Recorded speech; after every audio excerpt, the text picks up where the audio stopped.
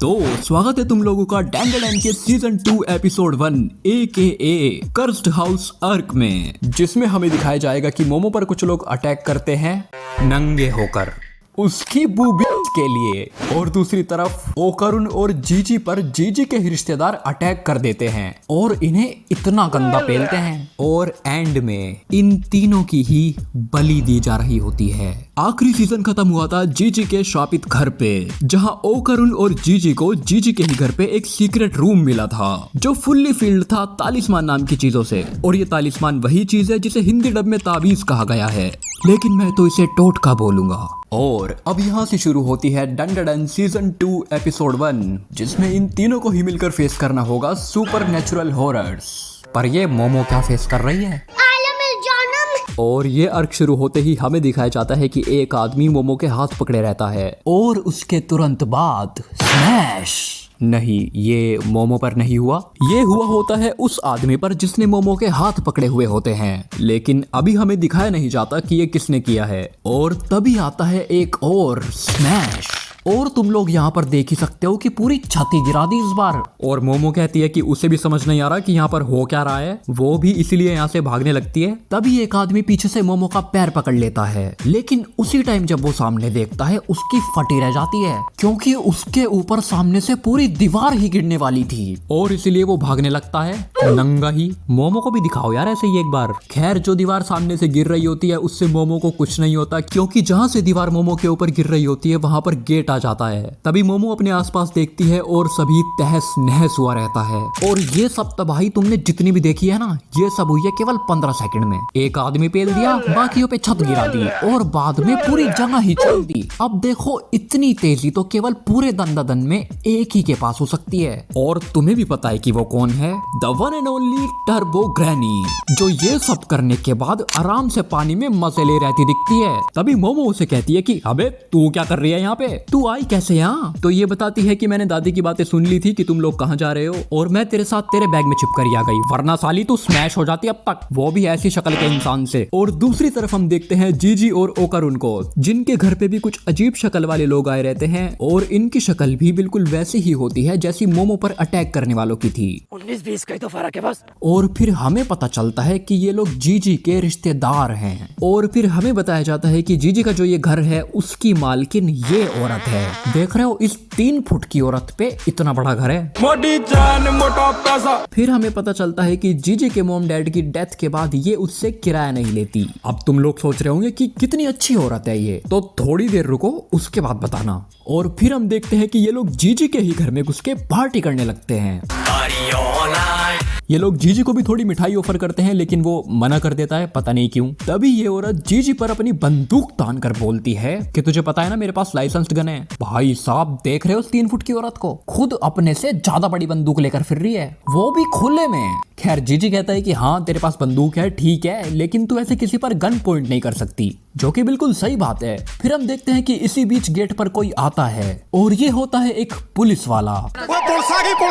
लेकिन हम देखते हैं कि वो पुलिस वाला भी इन्हीं लोगों के साथ होता है। लो एंचो, यहाँ भी पुलिस को चमचागिरी में लगा दिया। खैर, इससे अलग हमें बताया जाता है कि जो जीजी की फैमिली और उसके ये रिश्तेदार हैं, ये नॉर्मल नहीं हैं। खैर, वो तो इनकी शक्ल से भी दिख रहा है, लेकिन ये लोग असल में नॉर्मल इसलिए नहीं है क्योंकि ये सैक्रिफाइस करते हैं। जिसे इसका मतलब समझ में नहीं आया, इसका मतलब है कि ये लोग बलि देते हैं इंसानों की, जिंदा इंसानों की। और किसे? एक सांप या फिर नाग जैसे मॉन्स्टर को। और अब ये लोग ये बात कर रहे होते हैं कि ये लोग जीजी और ओकरुन की भी बलि देंगे, लेकिन जीजी और ओकरुन कुछ समझ पाते इससे पहले ही ये लोग उन्हें पेल देते हैं। अरे यार, यहाँ भी रिश्तेदारों से बसर दिखा दी। और तभी मोमो भी यहाँ पर आती है और इन दोनों की ये हालत देखती है। तभी 2 लोग मोमो पर भी अटैक करने आते हैं नंगे होकर। बहनचोद, कपड़े पहनकर नहीं होती क्या तुमसे लड़ाई? खैर, ये लोग मोमो की तरफ बढ़ते हैं। तभी मोमो इनमें से एक पर एक किक पेलती है, और भाई साहब, एक किक में पूरा आदमी घुमा दिया इसने।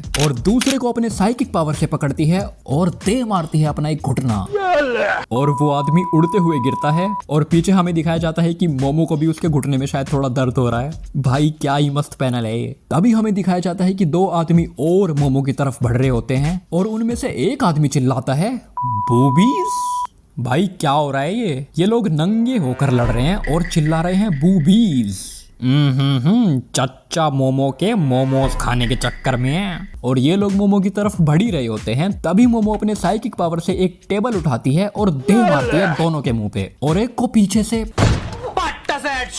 बताओ, एक तो पहले से ही एक कैरेक्टर ओकर उनके पास उसके बोल्स नहीं है, और जिनके पास है उनके मोमो तोड़ रही है। खैर, तभी हमें दिखाया जाता है कि एक आदमी पीछे से आता है और मोमो को पकड़ लेता है और पकड़कर उसकी एक टांगी उठा देता है। भाई अबे करना क्या चाह रहे हैं ये लोग। लेकिन तभी टर्बो ग्रैनी मोमो के पीछे टंगे बैग से बाहर आती है, जिसे देखकर मोमो के पीछे खड़े आदमी की तो फट ही जाती है। लेकिन इसकी किस्मत इतनी खराब होती है कि इसके पैर के पास एक बोतल पड़ी होती है, इसका पैर बोतल पे फिसलता है और इसका सर लगता है सीधा टेबल पर, और खत्म। और फिर हमें दिखाया जाता है कि जीजी की मकान मालकिन आती है और मोमो पर एक किक चढ़ती है, लेकिन मोमो उस किक से सोफे पर गिरती है तो उसे ज्यादा लगती नहीं है। लेकिन तभी ये औरत मोमो के पास जाती है और एक अपर किक मारती है और मोमो उस किक से हवा में उड़ने लगती है, और ये औरत मोमो को हवा में उड़ते उड़ते ही डबल पंच मार देती है, और मोमो तो भाई सीधा दीवार में। देख रहे हो उस 3 फुट की औरत की ताकत। और तभी हमें बताया जा रहा होता है कि ये जो पूरी फैमिली है जिसमें सबकी शक्ल ऐसी है, ये है किटो फैमिली, और ये औरत है